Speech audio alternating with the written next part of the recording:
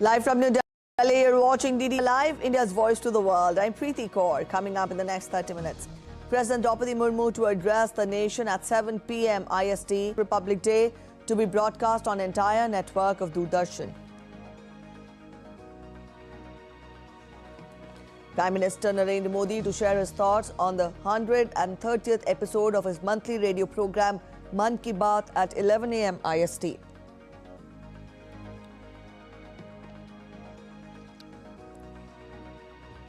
With no indication of any breakthrough in 4 years of conflict, 2 days of trilateral talks between Russia, Ukraine and US conclude in Abu Dhabi.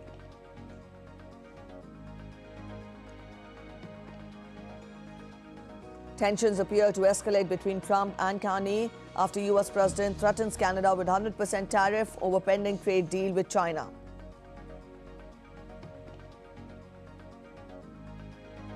And in cricket, India eye to win T20 series against New Zealand after a lead of 2-0. Third match in Guwahati today.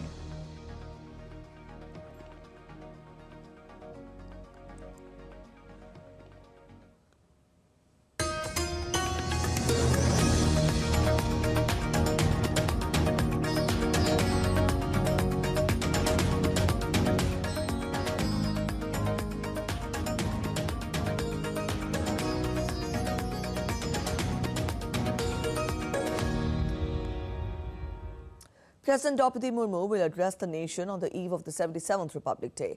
The address will be broadcast from 7 p.m. IST on the entire national network of Akashvani and telecast over all channels of Doordarshan in Hindi, followed by the English version. Broadcast of the address in Hindi and English on Doordarshan will be followed by broadcast in regional languages by regional channels of Doordarshan.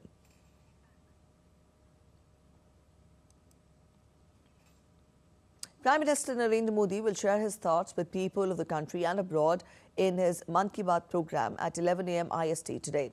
It will be the 130th episode of the monthly radio program. The program will be broadcast across the entire Akashvani and Doordarshan networks. It will also be live streamed on the YouTube channels of DD News, DD India and the PMO, and also the Ministry of Information and Broadcasting. The program will be telecast in regional languages immediately after the Hindi broadcast.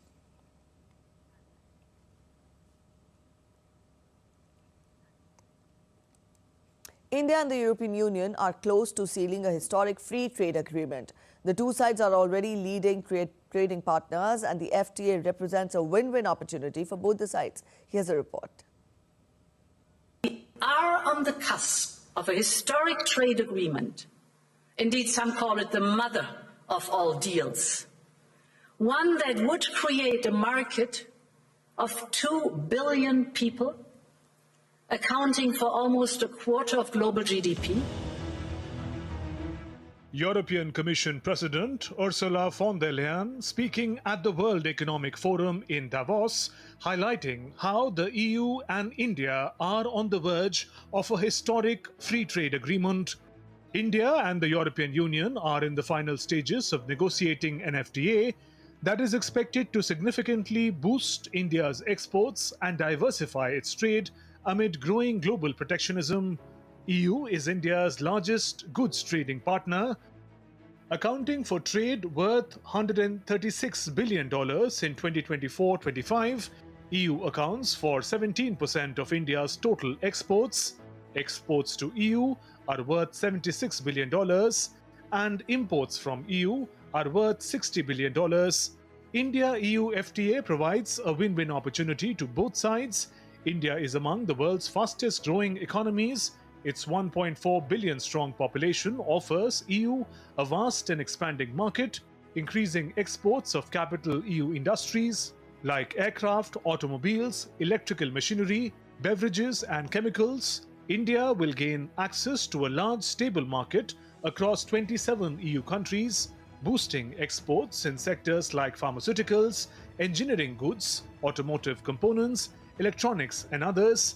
India is also seeking more access for its professionals and export of IT services.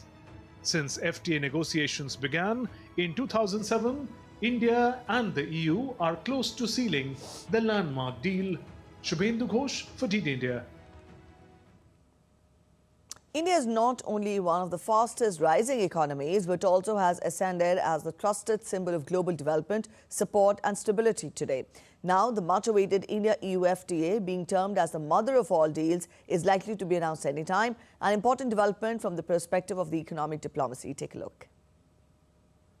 Redefining development, India has left an indomitable mark of a confident, strong, and self-reliant nation.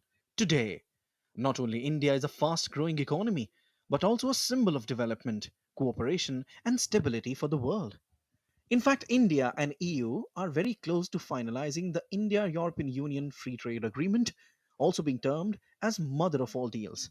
It is expected to be announced during the India-EU summit scheduled in New Delhi on January 27.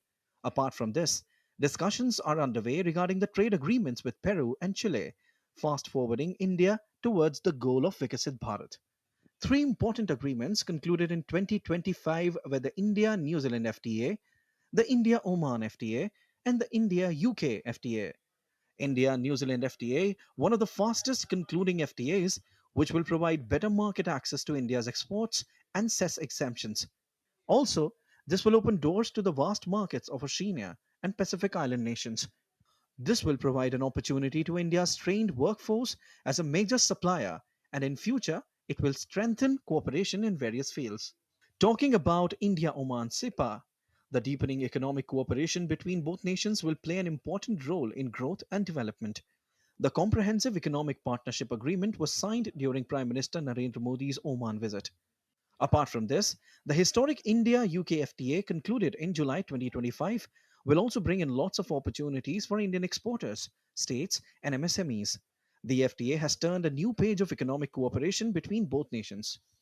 During last few years under the leadership of PM Modi, India has signed various major agreements which are proving beneficial to farmers, traders, and exporters. India-EFTA Trade Economic Partnership Agreement with Switzerland, Norway, Iceland, and Liechtenstein, 2024. India-UAE Comprehensive Economic Partnership Agreement, 2022. India-Australia Economic Cooperation and Trade Agreement, 2022. India-Mauritius Comprehensive Economic Partnership Agreement, 2021. The growing number of agreements highlights India's far-sighted trade policy, which is based on diversification, flexibility, and mutually beneficial development. Along with the economy of the nation, these agreements will also increase the employment opportunities.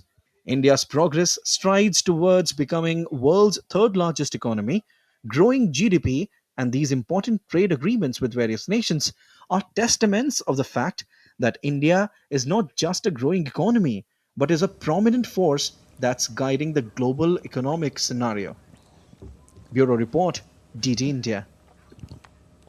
India Energy Week 2026 begins on January 27th in Goa, bringing global energy leaders together to discuss energy security, investments and decarbonization. DD India's Tapas Bhattacharya gets us this report. India Energy Week 2026 is set to kick off from January 27 to 30th in Goa, bringing together the world's energy leaders at a crucial moment for the global energy transition. The first major international energy event of the year, IEW 2026, will focus on energy security, investments and decarbonization pathways. This is the fourth edition in 2026. We had one in 23, 24, 25, 3 years, and this is the fourth one. I think IEW has come to occupy a unique position in the global energy calendar. Here we will be dealing with not only the traditional fossil fuel, but the transition, biofuels in a very big way, green hydrogen in a very big way, CBG in a big way. But more than the sustainability canvas and the other areas, what is unique about IEW is it brings together a very large number of people. With over 75,000 participants, 600 exhibitors and 120 plus conference sessions, the platform continues to grow bigger every year. CEOs, policymakers and tech leaders will take part. The event will feature 11 thematic zones, including new nuclear and sustainable aviation fuel zones, alongside strong emphasis on Make in India and net zero goals. I think the strength of the IEW lies essentially as indeed the strength of the other global platforms, in being able to conduct serious discussion between young entrepreneurs, innovators, startups, established energy suppliers, established energy buyers, new entrants into the energy field in a very stable environment, planning ahead. India Energy Week 2026 will also witness major business agreements, strategic dialogues, startup challenges, and key global energy reports, positioning India firmly at the center of the global energy conversation. Tapush Bhattacharya's report for DD India. Today, on 25th of January, India is celebrating National Voters' Day, a day that honors the strength of our democracy and reminds every citizen of the power of their vote. Here's a report.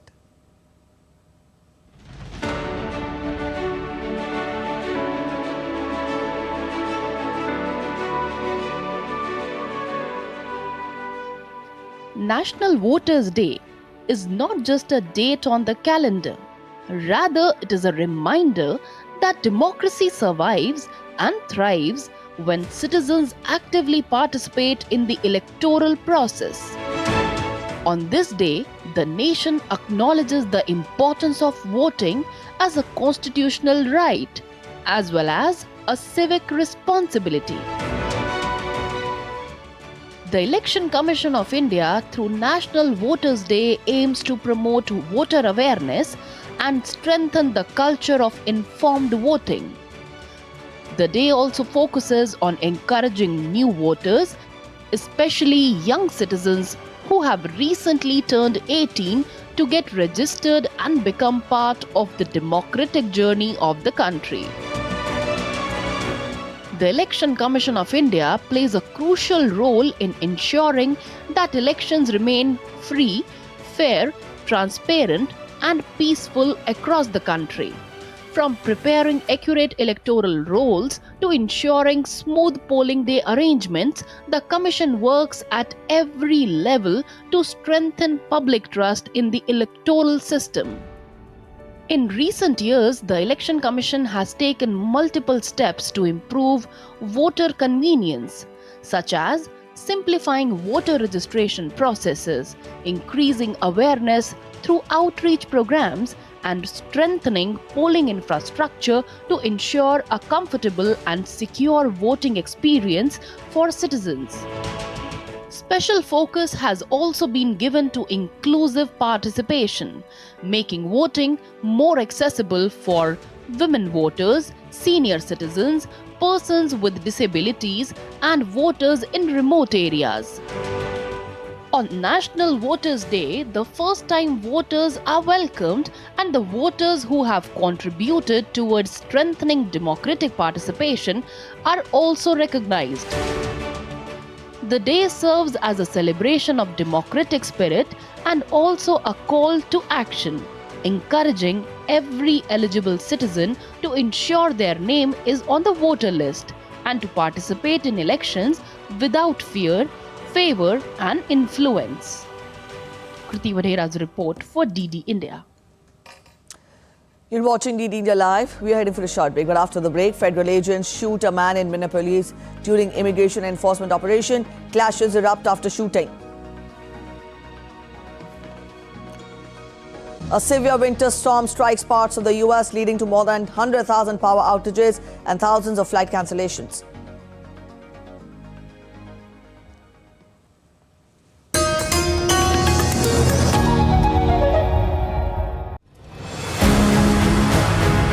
"76 years ago, India chose not just freedom, but a republic.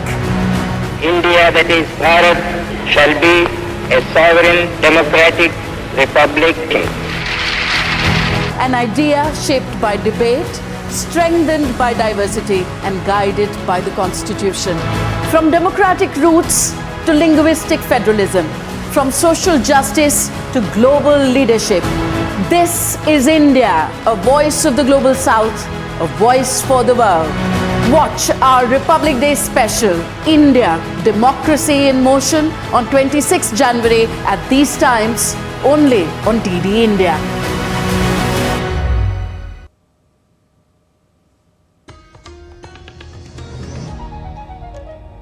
Welcome back after the break. You're watching DD India Live. Let's get to international updates. Ukraine and Russia ended a second day of US broker talks in Abu Dhabi on Saturday without a deal, but with more talks expected next weekend.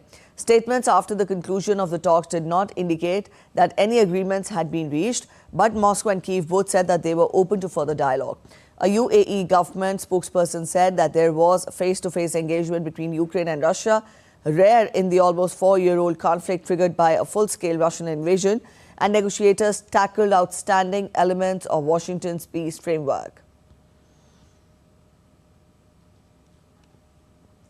Meanwhile, the bombardment of Ukraine's capital Kyiv and its second-largest city, Kharkiv, by hundreds of Russian drones and missiles prompted Foreign Minister Andriy Sybiha, who was not at the talks, to accuse Putin of acting cynically.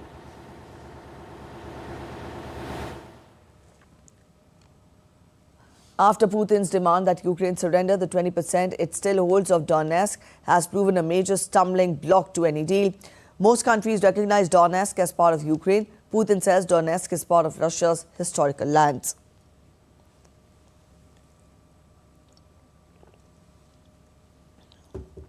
While Zelensky has ruled out giving up territory that Russia has not been able to capture in 4 years of grinding attritional warfare against a much smaller foe. Polls show little appetite among Ukrainians for any territorial concessions.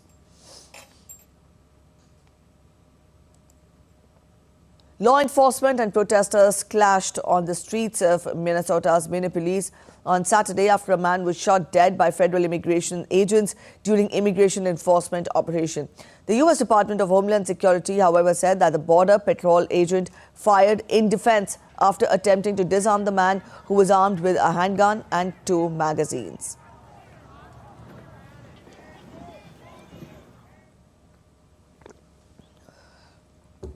During this operation, an individual approached U.S. Border Patrol agents with a 9mm semi-automatic handgun.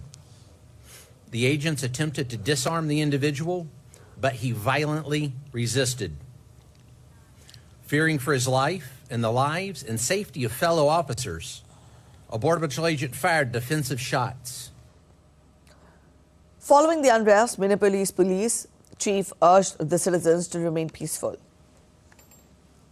We urge everyone to remain peaceful. We recognize that there is a lot of anger and a lot of questions around what has happened, but we need people to remain peaceful. In the area, we have an unlawful assembly at this time. We are asking for people to avoid the area and to leave if you are there.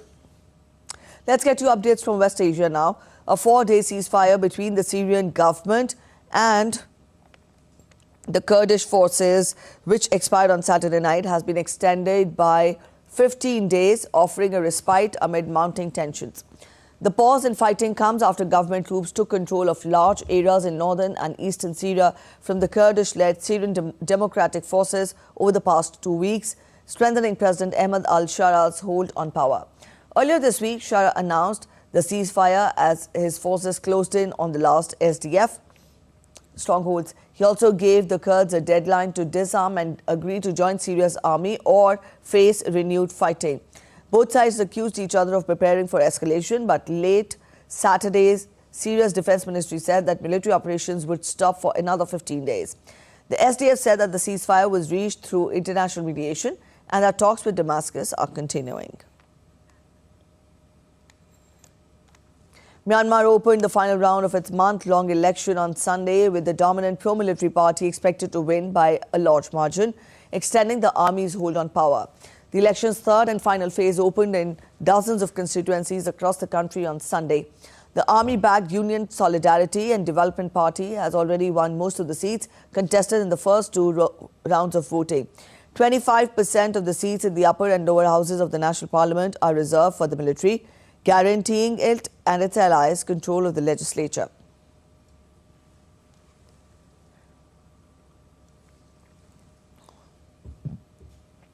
Senior General Min Aung Hlaing, who heads the current military government, is widely expected by both supporters and opponents to assume the presidency when the new president or the new parliament meets.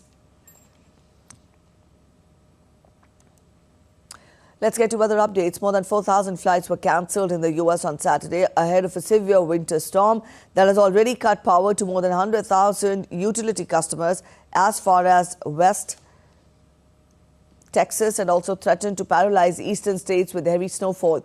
Major US airlines warned passengers to stay alert for abrupt flight challenges and cancellations.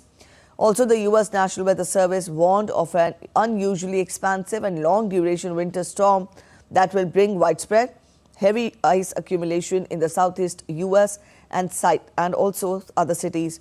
At least 16 states and the US capital Washington have declared states of emergency. The number of power outages continue to rise as the latest updates more than 130,000 US customers had lost electricity. The Republic Day, India's biggest ceremonial parade, undergoes a historic transformation. For the first time, Indian Army contingents will march in a combat-ready battle array, while the Indian Air Force flypast will unfold in a phased battle format, mirroring the real-time war deployment. Republic Day 2026 signals a clear shift from the ceremonial display to operational readiness. Take a look.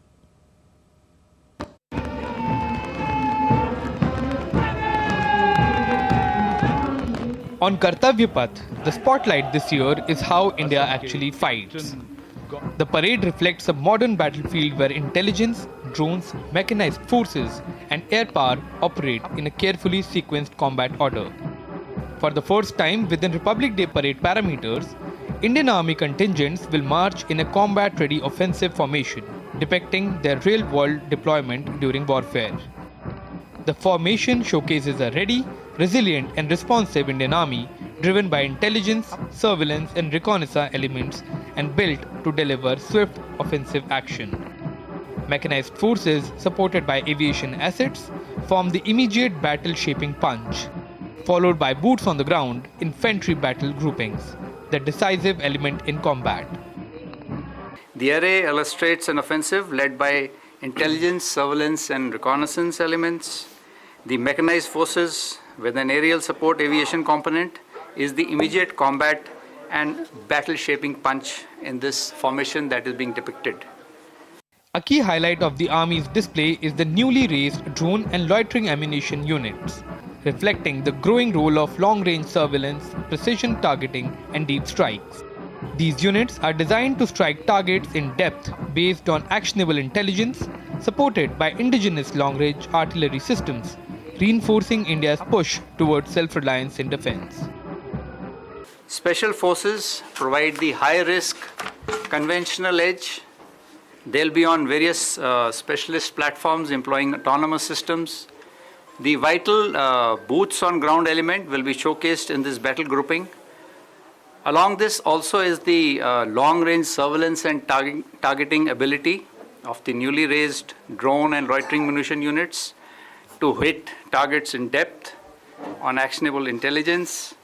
In another first, the Indian Air Force flypast has been redesigned in line with a phased battle array format. Traditionally conducted at the end of the parade, the flypast this year will be held in two blocks, aligned with the IAF's role in the overall battle order, showcasing how air power integrates into a combat scenario. The flypast will feature 29 aircraft, including 16 fighter jets, 4 transport aircraft and 9 helicopters. The highlight is the Sindoor fighter formation, depicting the IAF's operational role during Operation Sindoor, the 4-day military confrontation with Pakistan earlier this year. From the Rafale Vajrang formation to maritime surveillance aircraft, heavy transport platforms and attack helicopters, the display presents the full spectrum of air dominance. Parade का आगाज़ Mi-17 Apache helicopter से होगा। Parade के आखिरी चरण तक Indian air force, Indian navy और Indian army के 29 एयरक्राफ्ट आपको दिखाई देंगे, जिसमें 16 फाइटर और 4 ट्रांसपोर्ट और स्पेशल जहाज और 8 हेलीकॉप्टर। ये सब 8 अलग-अलग फॉर्मेशन में फ्लाई करके जाएंगे। Together, the Army's combat-ready battle array on the ground and Air Force's phased flypast in the sky sends a powerful message. India's armed forces are integrated, intelligence-driven and mission-ready. Republic Day 2026 is not just a celebration, it is a demonstration of India's evolving war-fighting doctrine. In New Delhi, Akshay Dongre, DD India. Let's talk of sports now. India will face New Zealand in the third T20 International at Guwahati today, aiming to seal the 5-match series after taking a 2-0 lead.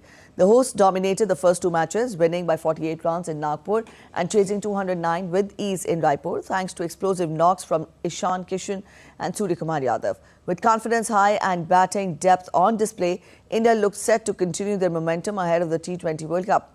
New Zealand, led by Michelle Santner, will fight to stay alive in the series and avoid a clean sweep.